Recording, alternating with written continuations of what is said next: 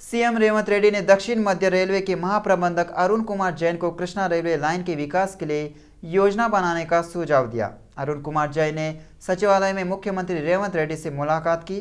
इस पृष्ठभूमि में राज्य में लंबित रेलवे लाइनों की विकास और नई रेलवे लाइनों की स्थापना पर चर्चा की गई। बैठक में पूर्व प्रस्तावित विकाराबाद कृष्णा रेलवे लाइन के विकास पर भी चर्चा की गई। रेवंत रेड्डी ने कहा, लंबे समय से उपेक्षित इस सड़क को पूरा करने की जरूरत है। माना जा रहा है इस रूट के बन जाने से आसपास के इलाकों का विकास तेज हो जाएगा। आसपास के क्षेत्रों में भी उद्योग स्थापित किए जा सकते हैं। रेलवे लाइन के विकास के लिए योजना बनाई जाए। पूर्व विधायक और वरिष्ठ कांग्रेस नेता जग्गा रेड्डी ने जुबली स्थित रेवंत रेड्डी के आवास पर मुख्यमंत्री रेवंत रेड्डी से मुलाकात की। दोनों के बीच करीब 20 मिनट तक बातचीत हुई। उन्होंने राज्य की राजनीति और समसामयिक मामलों पर चर्चा की।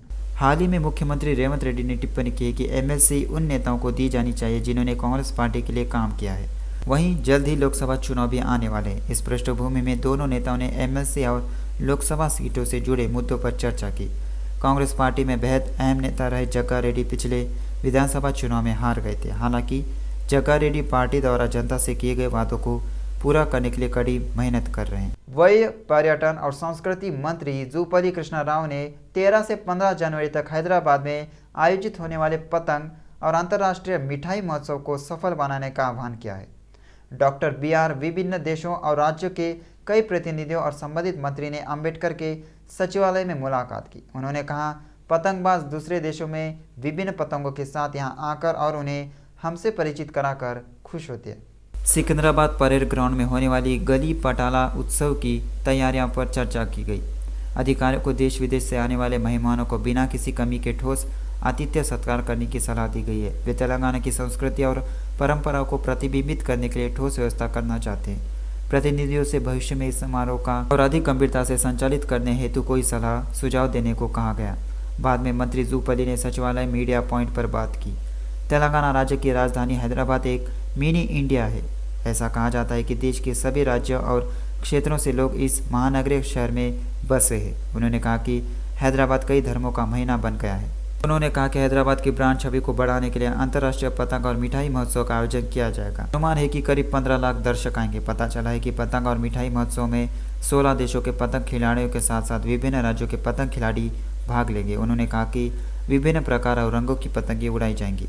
विभिन्न राज्यों के लोग फूड कोर्ट में 400 प्रकार की घरेलू मिठाइयाँ के साथ साथ तेलंगाना व्यंजन भी बेचेंगे। उन्होंने कहा, सांस्कृतिक कार्यक्रम भी प्रस्तुत किए जाएंगे। दर्शकों को निःशुल्क प्रवेश मिलता है और सभी को अंतर्राष्ट्रीय पतंग एवं मिठाई महोत्सव में आमंत्रित किया जाता है। मंत्री जूपल्ली ने कहा, आने वाले दिनों में अंतर्राष्ट्रीय राष्ट्रीय पतंग और मिठाई महोत्सव का शहरी और ग्रामीण क्षेत्रों तक विस्तार किया जाएगा और तेलंगाना की संस्कृति, परंपराओं और कलाओं को गौरवान्वित किया जाएगा। कालेश्वरम परियोजना में भ्रष्टाचार के आरोप लगे हैं, जिसके बारे में पिछली सरकार ने इंजीनियरिंग का चमत्कार होने का दावा किया था। इसी क्रम में सीएम रेवंत रेड्डी के नेतृत्व में कांग्रेस सरकार कालेश्वरम मामले को सुलझाने के लिए तैयार है। इस पृष्ठभूमि में कालेश्वरम परियोजना के सतर्कता और प्रवर्तन विभाग ने आज निरीक्षण किया है। इन निरीक्षणों में 10 सतर्कता और इंजीनियरिंग टीमों ने भाग लिया। सतर्कता अधिकारियों ने हैदराबाद के एराम मंजिल में जल सौदा बिल्डिंग में स्थित कालेश्वरम प्रोजेक्ट कॉर्पोरेशन के कार्यालय में निरीक्षण करने के बाद फाइलें जब्त कर ली। Telangana engineer in chief Muralidhar Rao के कार्यालय का भी निरीक्षण किया गया। करीमनगर LMD में सिंचाई विभाग के कार्यालय में कालेश्वरम और मेडीगढ़ परियोजनाओं की फाइलों का निरीक्षण किया गया। जयशंकर जिले के महादेवपुर सिंचाई प्रभाग कार्यालयों में भी सतर्कता जांच की गई। इन निरीक्षणों में मेडीगढ़ और कन्नेपल्ली पंप हाउस से संबंधित फाइलों की जाँच की गई। केंद्रीय मंत्री और बीजेपी तेलंगाना अध्यक्ष किशन रेड्डी ने टिप्पणी की है कि देश में बीजेपी के लिए सकारात्मक माहौल है। किशन रेड्डी की उपस्थिति में संयुक्त आदिलाबाद और हैदराबाद जिलों के विभिन्न दलों के नेता और कार्यकर्ता शहर के भाजपा कार्यालय में भाजपा में शामिल हुए।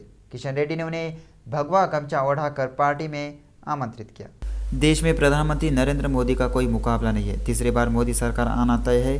देश के सभी लोग चाहते हैं कि मोदी 2 बार आए। लोगों का मानना है मोदी के नेतृत्व में देश का विकास संभव है। किशन रेड्डी ने कहा कि पिछले 10 वर्षों में बुनियादी ढांचे का विकास और कल्याण अद्भुत हुआ है। मोदी ने नए भारत का निर्माण किया है। प्रधानमंत्री मोदी ने आतंकवाद पर अंकुश लगाया है। गरीबों को मुफ्त चावल देने का श्रेय मोदी सरकार को है। किशन रेड्डी ने कहा है कि मोदी ने दुनिया को कोरोना से लड़ने के लिए वैक्सीन दी है। विकासशील भारत संकल्प यात्रा में भाग लेने के लिए करीमनगर जिले आए मध्य प्रदेश के पूर्व सीएम शिवराज सिंह चौहान मानकोंडूरू निर्वाचन क्षेत्र के कोंडा प्लाट का एमपीटीसी के भाजपा कार्यकर्ता गुरला वेंकट रेड्डी के आवास पर आए। पार्टी के राष्ट्रीय महासचिव सांसद बंडी संजय ने शिवराज सिंह चौहान के साथ वेंकट रेड्डी के परिवार के सदस्यों से मुलाकात की, परिजनों का हालचाल लिया, उनके साथ चाय पी।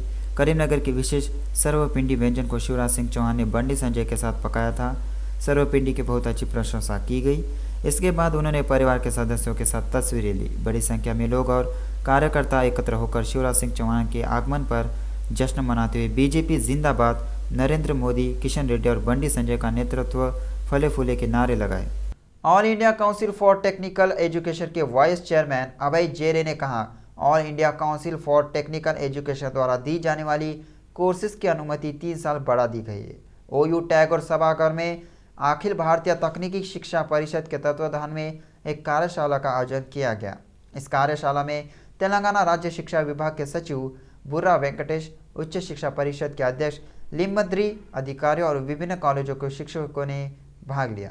अभय जेरे ने कहा, इस वर्ष बीबीए, बीएमएस और बीसीए कॉलेजों को भी अनुमति की मंजूरी दी गई है।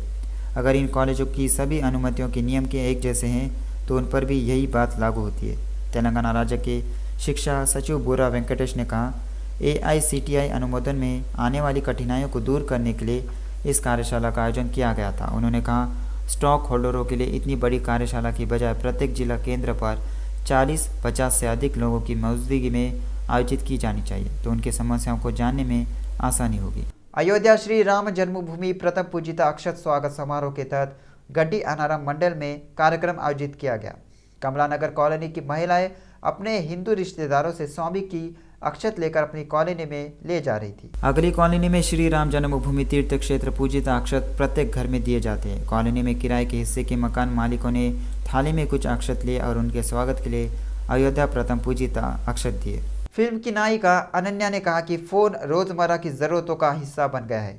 रेडमी नोट 3 का अनावरण हैदराबाद के बंजारा हिल्स में हैप्पी मोबाइल शोरूम में किया गया। कार्यक्रम में अनन्या के साथ हैप्पी शोरूम के प्रतिनिधियों ने भाग लिया। अनन्या ने कहा कि प्रौद्योगिकी के आगमन के साथ अद्भुत काम बहुत कम कीमत पर उपलब्ध कराए जा रहे हैं। अधिकारी उन्हें कीमत ऑनलाइन अपलोड करने के लिए बाइट भेज रहे हैं।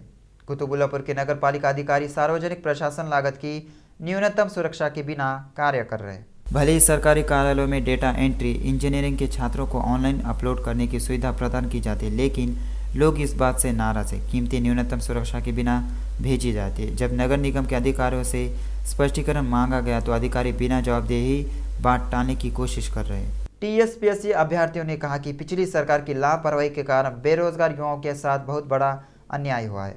AEE परीक्षा देने के बाद नियुक्ति आदेश का इंतजार कर रहे हैं। AEE अभ्यर्थियों ने इंदिरा पार्क धरना चौक पर विरोध प्रदर्शन किया है। इस अवसर पर अभ्यर्थी सुमंत रेड्डी, गुरम सबिता, आदित्य, साहिती, पृथ्वी और गुरुवेश ने कहा कि TSPSC द्वारा आयोजित सभी विभिन्न प्रकार की परीक्षाएं एक एक करके बंद कर दी गई है। यह अपमानजनक है कि परीक्षा के परिणाम घोषित नहीं किए गए।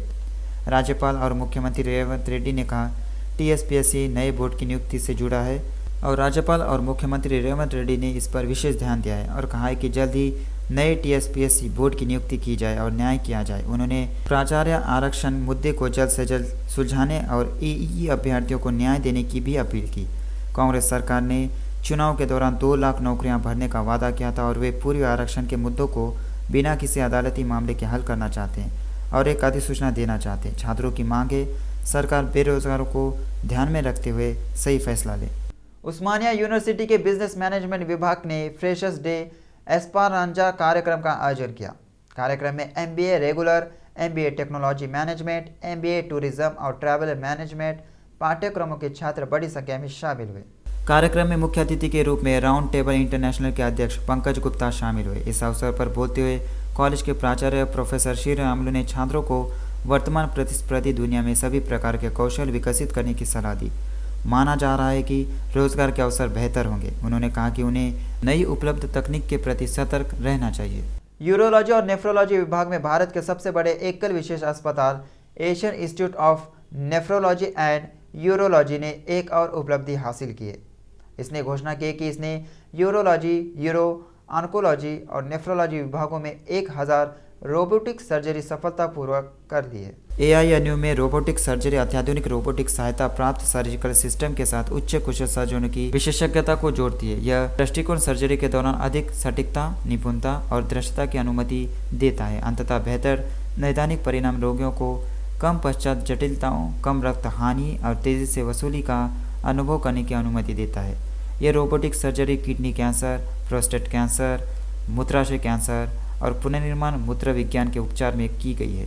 सामान्य सर्जरी से गुजरने वाले मरीजों को अपनी गतिविधियों को फिर से शुरू करने से पहले लंबे समय तक आराम की आवश्यकता होती है, लेकिन जो लोग रोबोटिक सर्जरी कराते हैं वे जल्द ठीक हो जाते हैं। इससे वे अपना काम जल्दी कर पाते हैं। डॉक्टर मल्लिकार्जुन ने कहा, इससे शीघ्र स्वस्थ होने से मरीज के स्वास्थ्य में सुधार होगा और उच्च उत्पादकता संभव होगी।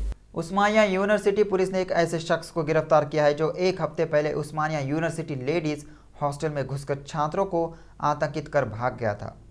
बस वहाँ छूटे चप्पल के आधार पर CCTV फुटेज खंगाला गया और आरोपी को पकड़ लिया गया।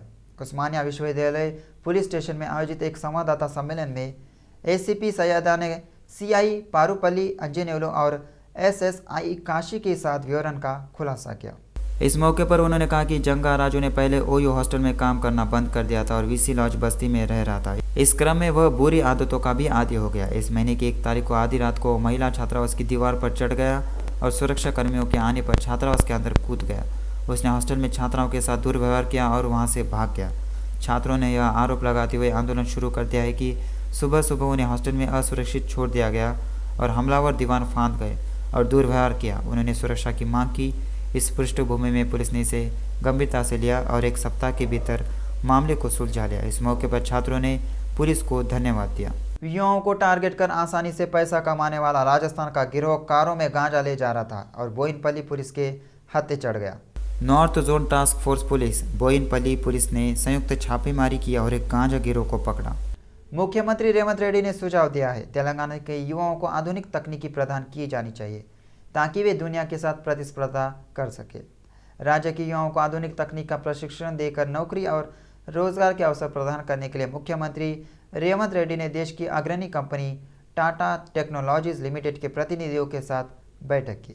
मुख्यमंत्री रेवंत रेड्डी ने राज्य के सरकारी ITI में उच्च मानकों वाले आधुनिक पाठ्यक्रम शुरू करने का सुझाव दिया है। उन्होंने कहा, राज्य सरकार तेलंगाना में युवाओं को रोजगार और रोजगार के अवसर प्रदान करने के लिए प्रतिबद्ध है। उन्होंने बैठक में भाग लेने वाले टाटा कंपनी के प्रतिनिधियों और अधिकारियों को उद्यमियों के रूप में विकसित होने और नौकरी, रोजगार पाने और तकनीकी पाठ्यक्रमों को पूरा करने के तुरंत बाद अपना खुद का उद्योग स्थापित करने के लिए आवश्यक पाठ्यक्रम शुरू करने की सलाह दी। पुराने पाठ्यक्रमों से युवाओं का समय और शिक्षा बर्बाद करने के बजाय उन्हें आधुनिक पाठ्यक्रमों में प्रशिक्षित करने के कदम उठाए जाने चाहिए। उन्होंने कहा, राज्य सरकार इसके लिए हर तरह से सहयोग करेगी। प्रदेश के 50 सरकारी ITI में रुपए मुख्यमंत्री रेवंत रेड्डी ने 1500 से 2000 करोड़ रुपए की लागत से रोजगार आधारित औद्योगिक प्रशिक्षण प्रदान करने के लिए टाटा टेक्नोलॉजीज के आगे आने का स्वागत किया। टाटा कंपनी राज्य में 4.0 स्किलिंग सेंटर की स्थापना के लिए आवश्यक मशीनरी, उपकरण और सॉफ्टवेयर उपलब्ध कराएगी। इस बीच CM रेवंत रेड्डी ने उचित प्रशिक्षण प्रदान करने के लिए टाटा कंपनी के आगे आने का स्वागत किया ताकि लगभग 1 लाख छात्र प्रशिक्षित हो सके और राज्य के विभिन्न उद्योगों में नौकरी पा सके। उन्होंने अधिकारियों से कहा, उनकी सरकार टाटा कंपनी के साथ काम कर रही है और इसके लिए ज़रूरी व्यवस्थाएं मुहैया कराई जाएगी। इसके लिए आवश्यक MOU के लिए CS को उच्च अधिकारियों की एक कमेटी बनाने को कहा गया।